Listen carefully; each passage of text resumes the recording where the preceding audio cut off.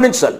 యోహాను గారు అంతటి వాడే దాసుడుగా పిలువబడటానికి ఇష్టపడినప్పుడు, యోహాను గారు అంతటి వాడే సహోదరుడిగా పిలువబడటానికి ఇష్టపడినప్పుడు, మన జీవితాలలో ఎన్నడూ కూడా బిరుదుల కొరకు ఆశపడవద్దు, పేరు ప్రఖ్యాతుల కొరకు ఆశపడవద్దు అని ప్రభు పేరిట మీకు నేను మనవి చేస్తూ ఉన్నాను. గమనించాలి. ఒకటి. రెండవది, సహోదరుడు అంటున్నాడు కనుక ఈ wants to be called as a brother.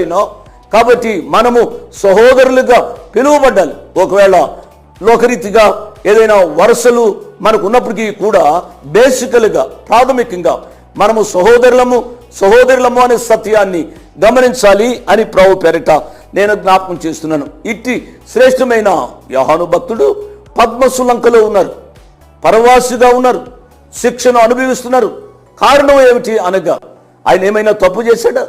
ఏమైనా తప్పు చేస్తేనే ఆయన పద్మసులంకలోనికి పరవాసిగా వెళ్ళింది?